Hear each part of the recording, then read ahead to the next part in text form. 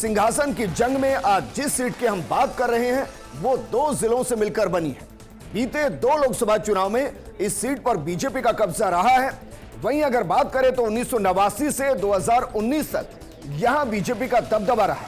बस बीच में 2009 में खिलाड़ी लाल बैरवा ने लोकसभा चुनाव जीतकर बीजेपी के विजयी रथ को इस सीट पर रोक दिया था। लेकिन इस लोकसभा सीट का मिजाज विधानसभा सीट पर बिल्कुल अलग होता है। वर्तमान में भी इस लोकसभा सीट पर 8 विधानसभाओं में से सिर्फ 2 पर बीजेपी और 5 पर कांग्रेस है। लेकिन कहते हैं कि लोकसभा का चुनाव अलग होता है और विधानसभा का चुनाव बिल्कुल अलग होता है। इस सीट पर दोनों ही पार्टियों ने नए प्रत्याशियों को मैदान में उतारा और भीतर घात का खतरा दोनों ही पार्टियों को सता रहा है। वहीं कमाल की बात यह कि इस रिजर्व सीट पर चाहे वो बीजेपी हो, कांग्रेस हो या बसपा हो, तीनों ही पार्टियों ने एक ही जाति का प्रत्याशी उतारकर मुकाबले को रोचक बनाने की कोशिश की। यह सीट है करौली धौलपुर सीट। प्रधानमंत्री मोदी कल इस सीट पर आने वाले हैं और बीजेपी प्रत्याशी इंदु देवी को जिताने के मंत्र देते नजर आएंगे। लेकिन यहां के समीकरण क्या है, यहां की सियासत क्या है, यहां के मुद्दे क्या है, ये हम आपको बताएंगे, क्योंकि यह है सिंहासन की जंग।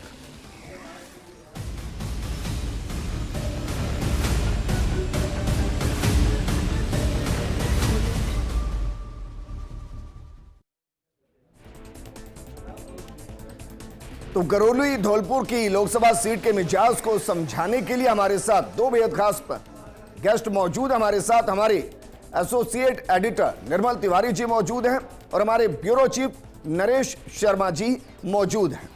बातचीत करें उससे पहले जरा आपको बताते हैं कि करौली धौलपुर में मुकाबला दरअसल किन किन के बीच में और क्या वाकई में बसपा इस मुकाबले को त्रिकोणीय बनाने की स्थिति में नजर आ सकती है। भजनलाल जाटव कांग्रेस की तरफ से हैं, ये गहलोत सरकार में मंत्री रहे और अब उनको लोकसभा चुनाव में मैदान में उतारा गया और कांग्रेस ने कई ऐसे कैंडिडेट जो विधानसभा चुनाव लड़े, हार गए, लोकसभा में किस्मत आजमा रहे हैं।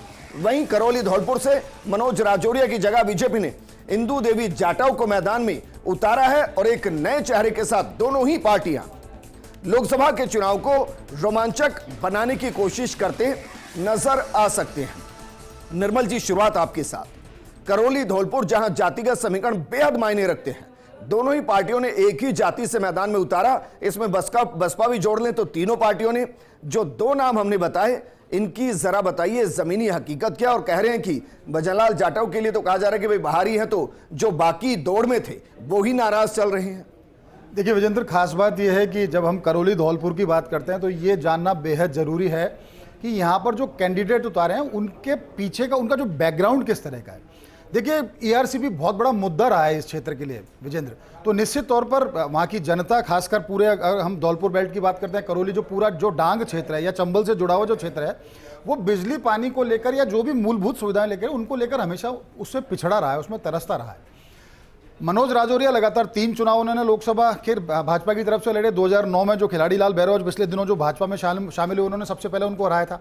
उसके बाद जो 2 चुनाव हैं, खासकर हम बात करें 2014 की तो मनोज राजौरिया जीते, 2019 में मनोज राजौरिया, और हर खास बात यह थी कि दोनों बार उनका जो वोट परसेंटेज था वो बढ़ा था, यानी 47 मिला, पहले उनको 47% था, फिर 52% से ज्यादा वो जो 2019 के चुनाव थे। लेकिन इस बार चूंकि कैंडिडेट बदला गया और स्ट्रेटेजी उसके पीछे यही थी, जिस तरह से विधानसभा चुनाव हुआ उसमें देखने को मिला कि कांग्रेस जिसकी सरकार थी वो सरकार इस बात से खोदी उन्होंने कि उन्होंने अधिकांश अपने जो कैंडिडेट्स थे उनको रिपीट किया था और जनता ने उनको अस्वीकार कर दिया। तो लोकसभा चुनाव में कांग्रेस से सबक लेते हुए भाजपा ने इस बार अपना प्रत्याशी चेंज किया। उन्होंने इंदु देवी जाटव को अपना प्रत्याशी बनाया और कांग्रेस के पास उन्होंने तमाम कोशिश की कि उनको कोई ऐसा प्रबल कैंडिडेट मिले जो भाजपा को टक्कर दे सके। तो उन्होंने उसके ऊपर सीधे तौर पर जो वैर से विधायक रहे थे और कांग्रेस सरकार में मंत्री भी थे, पीडब्ल्यूडी मंत्री थे, उनको पहले राज्य मंत्री थे, फिर उनको बाद में उनका बढ़ाया गया, उनका कद बढ़ा करके उनको कैबिनेट मंत्री, और सचिन पायलट के पास जो उप मुख्यमंत्री थे उनका जो विभाग था पीडब्ल्यूडी, वैसा महकमा उनको दिया गया। लेकिन उसके बावजूद भजनलाल जाटव वैर से चुनाव हार गए और उनको जो बहादुर सिंह कोहली जो पूर्व सांसद हैं उन्होंने चुनाव हराया भी, लेकिन कांग्रेस ने एक बार फिर उनके ऊपर दाव खेला है।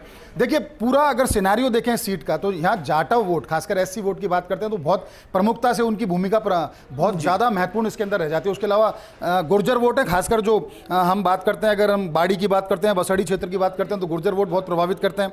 हम मीणा वोटों की बात करते हैं तो सपोटरा, हिंडौन, करौली का जो क्षेत्र है, टोड़ा भीम का जो क्षेत्र है, उसमें मीणा सेना वोट बहुत मायने रखते हैं। राजाखेड़ा एक ऐसा क्षेत्र है जहां ब्राह्मण वोट भी बहुत महत्वपूर्ण है। लेकिन दांव खेला दोनों पार्टियों ने, खासकर इंदू देवी की हम बात करें जो भाजपा से और भजनलाल जो बाहरी कैंडिडेट भी हैं जो कांग्रेस से हैं, दोनों ने एससी वोट के ऊपर दांव खेला है। तो अब देखना यह है कि जिस तरह से विधानसभा चुनाव के अंदर, क्योंकि यहाँ 5 सीट कांग्रेस को मिली थी, 1 बसपा को मिली, 2 भाजपा को मिली, तो वो समीकरण किस तरह से होना है और जिस तरह से प्रधानमंत्री नरेंद्र मोदी का जिस तरीके से बताया भी निर्मल जी कि भाई विधानसभा का चुनाव इस सीट पर बहुत अलग होता है और लोकसभा का चुनाव बहुत अलग है। बीते अगर 30 सालों का इतिहास भी निकालें तो महज एक बार खिलाड़ी लाल बैरवा को छोड़ दे तो बीजेपी के ही कैंडिडेट यहां से जीता है। लेकिन आपने जिक्र किया था वोटिंग परसेंटेज का कि वोटिंग परसेंटेज बहुत मायने रखेगा, तो अपने दर्शकों को जरा एक बार वोटिंग परसेंटेज बीते 2 से 3 चुनाव का एक बार दिखा देते हैं कि भाई वोटिंग परसेंटेज इस सीट पर क्या कुछ रहा है। देखिए, शुरुआत करते हैं 2009 से। बीजेपी को 2009 में 38.20% वोट मिला था, जबकि कांग्रेस को 2009 में 44.30% वोट मिला था और यही वो साल था जब खिलाड़ी लाल बैरवा लोकसभा पहुंचे थे। 2014 में बीजेपी को 57.55% वोट मिला, जबकि कांग्रेस को जितना वोट मिल रहा था उतना ही वोट मिला। वोटिंग परसेंटेज में बढ़ोतरी जो हुई वो बीजेपी में हुई और उसके पीछे की जो वजह है वो ये साल है। ये लगभग आपको हर सीट पर नजर आएगा और ये साल है दरअसल मोदी फैक्टर। 2019 का जिक्र करते हैं कि 2019 में वोटिंग परसेंटेज क्या कुछ रहा है इस सीट पर। वोटिंग परसेंटेज 2019 में बहुत ज्यादा अंतर दोनों ही तरफ से नहीं आया। बीजेपी को 52.69% वोट मिले, जबकि कांग्रेस को 2019 में 42.91% वोट मिले। कांग्रेस का ऐसा नहीं है कि वोटिंग परसेंटेज इस सीट पर बहुत कम है, ऐसा नहीं है। हमारे पॉलिटिकल एडिटर योगेश शर्मा जी भी हमारे साथ जुड़ गए। योगेश जी, अगर वोटिंग परसेंटेज की बात करें तो जाहिर है प्रधानमंत्री मोदी का मैजिक यहां दिखाई दिया और उसकी वजह से वोटिंग परसेंटेज काफी हद तक बढ़ता हुआ नजर आया है। लेकिन जिस तरीके के कैंडिडेट यहां उतारे गए हैं, उन कैंडिडेट के साथ क्या दोनों ही पार्टियां उस रणनीति को अमली जामा पहना सकते हैं जहां कांग्रेस वोटिंग परसेंटेज को बढ़ा ले और बीजेपी बचा ले?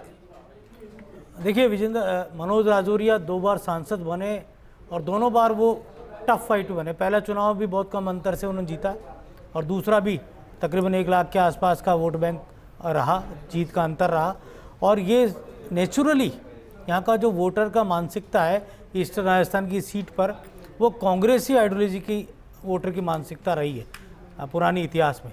तो बीजेपी को सबसे पहले तो उस मानसिकता से जूझना है, क्योंकि एससी और एसटी यहाँ का कांग्रेस के साथ जाता रहा है, पुराना उसका ट्रेंड यही रहा है। अब विधानसभा कह रहे हैं, लोकसभा कह रहे हैं? लोकसभा चुनाव में भी और विधानसभा चुनाव में भी आप अगर इसको गौर से देखें इस पूरे परिणामों को, तो जनरल कास्ट जो है वो पूरी तरह बीजेपी के साथ खड़ी रही।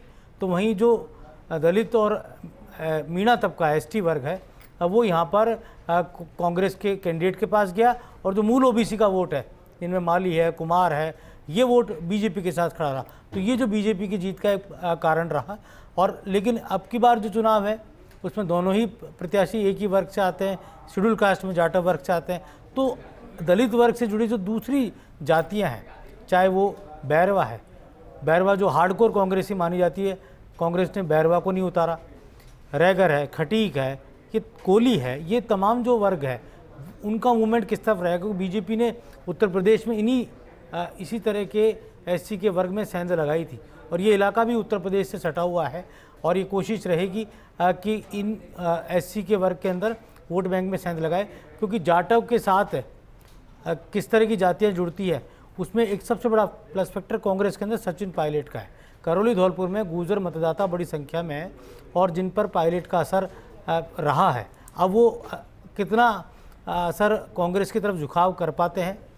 जाट बेल्ट में पूर्व महाराजा विश्वेंद्र सिंह का असर रहा है करौली धौलपुर में, और ख़ास तौर से धौलपुर के कई ब्लॉक्स जो जाट बेल्ट के हैं उन पर असर रहा है।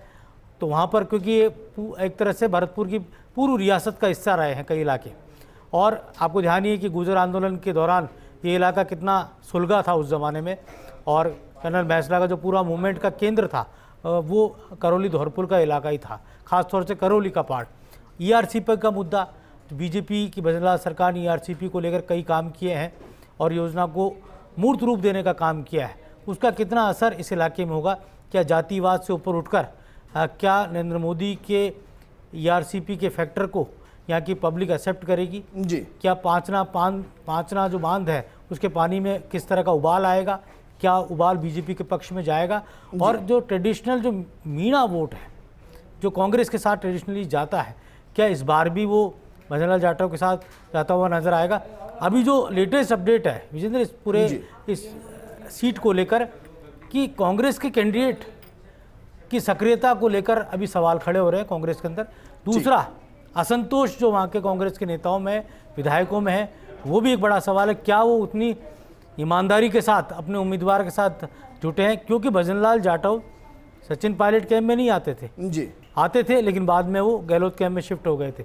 तो किस तरह से जो सचिन पायलट का ग्रुप के जो विधायक हैं या सचिन पायलट कैंप से जुड़े नेता हैं, वो कितनी ईमानदारी से वहाँ। ठीक है योगेश जी, आप अभी भी वही कह रहे हैं कि कांग्रेस अभी भी उसमें उलझी हुई है कि कौन से कैंप के कौन से प्रत्याशी हैं, उस हिसाब से हार और जीत तय होगी। लेकिन आपने जातिगत समीकरणों का जिक्र किया, तो अपने दर्शकों को जरा एक बार ग्राफिकली समझा देते हैं कि करौली धौलपुर सीट पर जातिगत समीकरण क्या कुछ है। जरा देखिए, इस सीट पर दोनों तरफ से जाटव प्रत्याशियों को मैदान में उतारा गया, लेकिन सामान्य करीब 24% है। गुर्जर वोटर जो हैं 13% के आसपास इस सीट पर है। इसके अलावा अगर बात करें बाकी वोटर्स की, तो वो भी हम आपको बताते हैं। जरा देखिए, माली कुशवाहा करीब 10% है। मुस्लिम वोटर इस सीट पर लगभग 8% के आसपास है। नरेश जी, क्योंकि लंबे वक्त तक आपने कांग्रेस को देखा है, मेरा सवाल आपसे यह है कि क्या वाकई में कांग्रेस अभी भी गुट-गुट खेल रही है, और उस गुट-गुट खेलने के चक्कर में क्या इस करौली धौलपुर पर एक नेता की सक्रियता होना और ना होना ये हार के मार्जिन को कम करेगा या जीत के परसेंटेज को बढ़ाएगा? देखिए विजेंद्र, एक लाइन तो ये है कि इस इलेक्शन में कांग्रेस का मुझे लगता नहीं कोई मैनेजमेंट भी है। अन्य सीटों की भी बात कर लो, लेकिन अगर आप चूँकि करौली धौलपुर की बात कर रहे हैं तो वहाँ पे भी हालांकि जो गुट की बात है वो दोनों ही पार्टियों के साथ है, क्योंकि जो भाजपा में भी सिटिंग जो एमपी है उनका टिकट काटा गया, तो वो क्या पूरे मन से साथ है। और जहाँ तक कांग्रेस की बात है तो बाहरी उम्मीदवार कह के खुद कांग्रेस के जो नेता कार्यकर्ता है वो ही जो भजनलाल जाटव उनके साथ नहीं हो पा रहे। जातिगत समीकरण की आपने बात की, तो देखिए तीन जो आपने प्रत्याशियों की बात की, तीनों ही जाटव हैं, तो इसका अर्थ यह है कि कोई जातिगत समीकरण से तो टिकट दी नहीं है। और रही बात कि अब फैक्टर कैसे होगा, विधानसभा का चुनाव अलग होता है, लोकसभा का अलग होता है। करौली और धौलपुर दो जिलों से मिलके ये सीट बनी है। धौलपुर में तो भाजपा का खाता भी नहीं खुला है और करौली में 2 सीटें हैं। लेकिन पिछले चुनावों को आप देखें तो एक साधारण से एक डॉक्टर है, उनको 2 बार एमपी बना दिया। खिलाड़ी लाल बेरवा इस परिसीमन के बाद पहली बार वहाँ एमपी बने, और वही खिलाड़ी लाल बेरवा जब विधानसभा का निर्दलीय चुनाव लड़ते हैं तो 1200-1300 वोट आते हैं। ठीक बात। तो अगर जातिगत समीकरण की बात होती थी, पूर्व सांसद अपनी जाति में इतना तो दबंगई रखते थे कि वो हजारों में तो वोट ले पाते। यानी हर चीज़ का अपना मिजाज, अपना समीकरण है। ये जो चुनाव है वो पूर्ण रूप से कांग्रेस जो है वो बिल्कुल स्थानीय मुद्दों के आधार पर चुनाव लड़ेगी, लेकिन भाजपा का एक ही मुद्दा है, नरेंद्र मोदी, और नरेंद्र मोदी के चेहरे पे, उनके काम के आधार पे ये पूरा चुनाव जो है वो भाजपा लड़ना चाहती है। और इसी कारण से वहाँ सभा भी हो रही है, मुख्यमंत्री भी जा रहे हैं और भी कई कार्यक्रम होंगे। बड़ी चीज़ ये है कि ये वो सीट है जहाँ पे अगर भाजपा की बात करें, पूर्व मुख्यमंत्री वसुंधरा राजे, उनका भी हस्तक्षेप रहता है। कांग्रेस की अगर हम बात करें तो जो विधानसभा चुनाव के परिणाम आपने बताए थे, उससे तो लगता है कि कांग्रेस यहाँ भारी होनी चाहिए जी। लेकिन जो टिकट वितरण है वो कांग्रेस को सबसे पहले वही कांग्रेस को कमज़ोर किए थे। मुझे अच्छी तरह ध्यान है, जब टिकट वितरण हो रहा था तो पीसीसी में ही पीसीसी चीफ से वहाँ के एक विधायक है वो भिड़ गए थे और कह रहे थे साहब उनको टिकट मत दीजिए।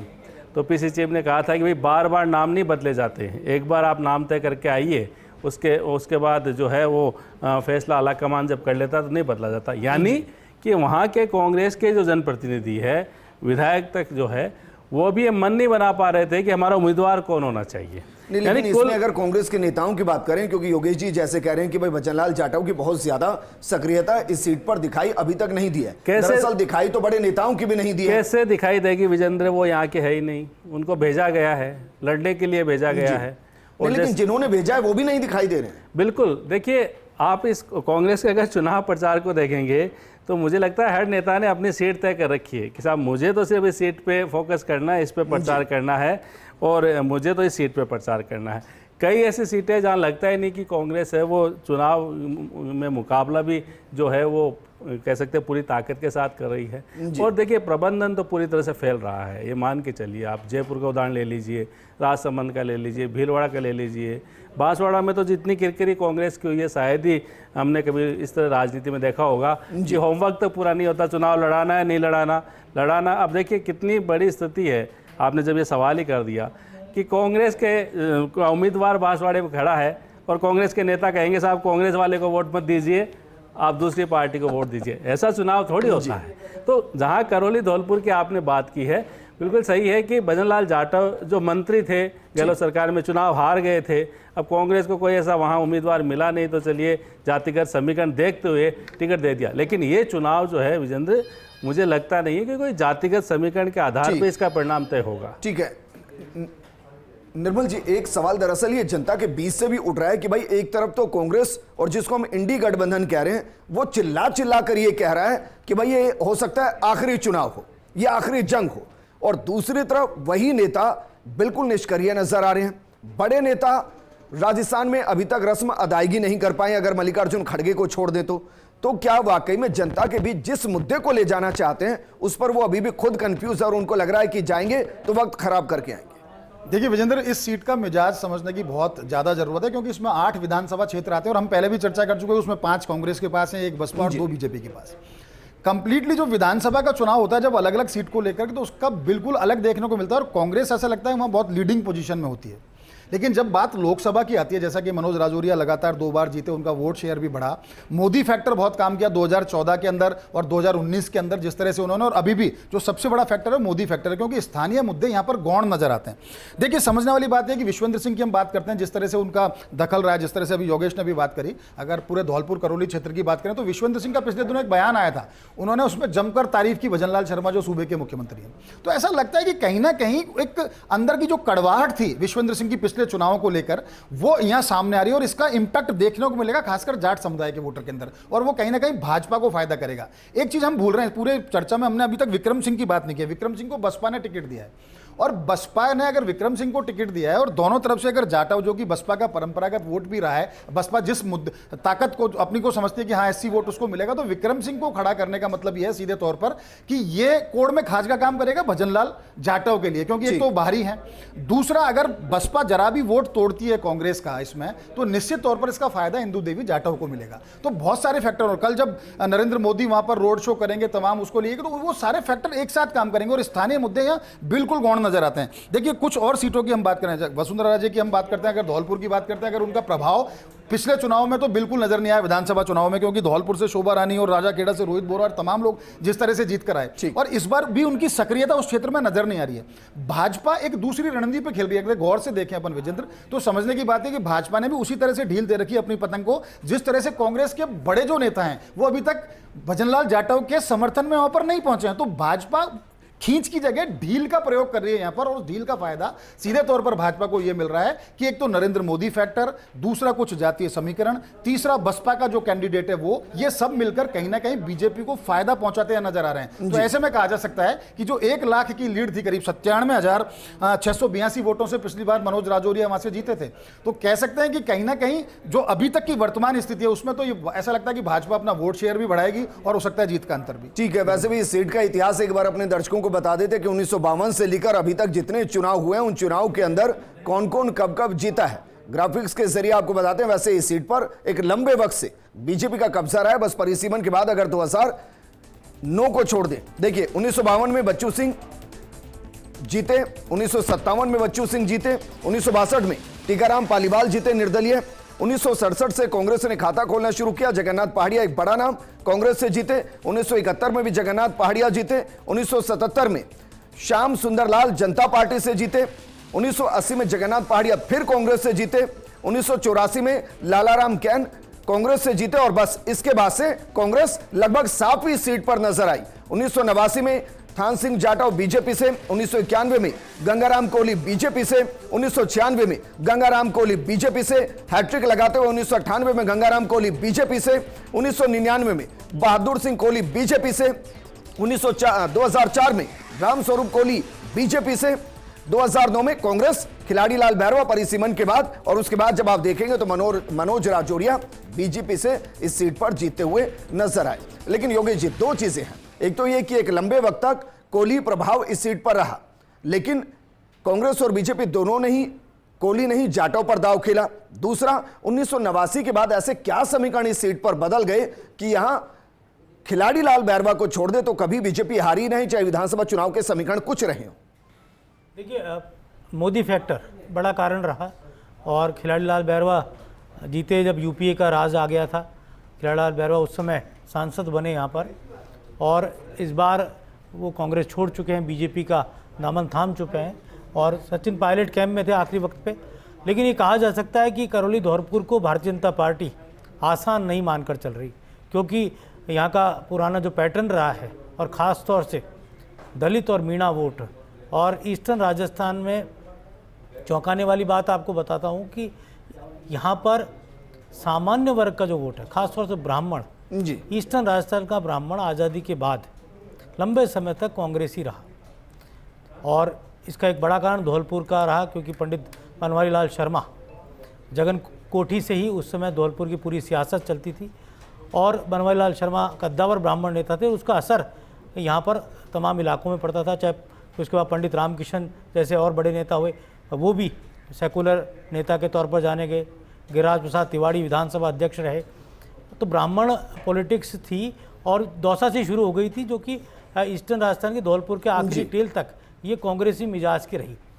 देर सवेर ब्राह्मणों की दूरी हुई, क्योंकि बीजेपी ने ब्राह्मणों को अपनाना शुरू किया और कांग्रेस ने ब्राह्मणों को छिटकना शुरू किया। तो वहीं से ईस्टर्न राजस्थान में ब्राह्मण जो गैप है वो शुरू हुआ, और वो बीजेपी के साथ जुड़ना शुरू हो गया। और उसका कारण ये रहा कि जो अर्बन इलाके, शहरी कस्बे हैं, उनमें एकदम से बीजेपी को इजाफा हुआ। माली गुजर यहाँ जो वोट है, जो मूल ओबीसी या ओबीसी में कहा जाता है, एमबीसी में कहा जा सकता है, ये वोट बैंक यहाँ पर हमेशा से अलग अलग तरीके से ट्रेंड करता रहा है। और करौली धौलपुर क्योंकि एससी की सीटें हैं, तो कहा जा सकता है रिजर्व सीट पर, आपने कहा जाटव की बात की, तो दलित वर्ग में यहाँ सर्वाधिक जो वर्ग जाति है वो जाटव है। यही कारण है दोनों दलों ने जाटव को ही अपना उम्मीदवार बनाया। लेकिन इस पर मुद्दे बहुत मायने नहीं रखेंगे, मोदी या मोदी नहीं, बस यही मायने रखेगा। देखिए, मोदी फैक्टर तो है ही, लेकिन मेरा ये मानना है कि करौली धौलपुर की सीट को अभी भी बीजेपी कमतर मान के नहीं चल रही। यही कारण है जी। यहीं से मेरा सवाल है कि भाई हम जब 2014-2019 के वोटिंग परसेंटेज को देखते हैं तो ऐसा नहीं कि कांग्रेस बहुत कमजोर है। 42 से 44% के आसपास वोटिंग परसेंटेज रहा है कांग्रेस का। अगर वो वहां जोर लगाती, 5 उसके विधायक हैं, तो सीट को फंसाने की स्थिति में वो आ सकती थी। उसके बावजूद नजरअंदाजगी क्यों? देखिए विजेंद्र, ये अजीब सा चुनाव है। आप अगर विधानसभा चुनाव की सीटों को गिनोगे तो कई ऐसे लोकसभा क्षेत्र में आपको गिना दूंगा जहां कांग्रेस अजीब सी स्थिति में है। आपने कहा 5 जो विधायक है वो कांग्रेस के हैं, तो कांग्रेस ताकत लगा रही थी। 5 विधायक सीकर में भी ये कांग्रेस चुनाव ही नहीं लड़ रही, तो ये अजीब सी स्थिति है। रही बात करौली धौलपुर के मिजाज की, योगेश ने ठीक कहा कि जो जनरल वोटर है उनका अपना एक बड़ा फैक्टर है, लेकिन जिन बनवारी लाल की इन्होंने बात की है उनका परिवार भी फिर बीजेपी में शामिल हो गया। धौलपुर ऐसा ज़िला है जो यूपी से भी लगता है, मध्य प्रदेश से भी लगता है, उनका इफेक्ट भी वहाँ पे आता है। तो बड़ी चीज़ ये है कि क्या विधानसभा में जिस तरह का वोटों का गणित चला था वो चलेगा या नहीं चलेगा, मुझे उम्मीद कम है, क्योंकि तो कांग्रेस ही शायद खुद उम्मीद नहीं कर रही है, तभी तो वहां पर मेहनत नहीं करी। कहीं ऐसा तो नहीं कि उनको लग रहा है कि हम सीट निकाल रहे हैं इसलिए मेहनत की जरूरत नहीं? देखिए, ये तो कांग्रेस के नेता ही जो है आधिकारिक रूप से बता सकते हैं। हम तो जनता की नब्ज टटोलने की कोशिश करते हैं। ठीक है नरेश जी, शुक्रिया हमारे साथ जुड़ने के लिए। निर्मल जी आपका भी शुक्रिया, और योगेश जी आपका भी शुक्रिया हमारे साथ जुड़ने के लिए। सिंहासन की जंग में आज हम बात कर रहे थे करौली धौलपुर सीट की। वहां का मिजाज बहुत अलग है, विधानसभा में एकदम अलग होता है, लोकसभा के अंदर बिल्कुल अलग होता है। इस प्रोग्राम में फिलहाल इतना ही, लेकिन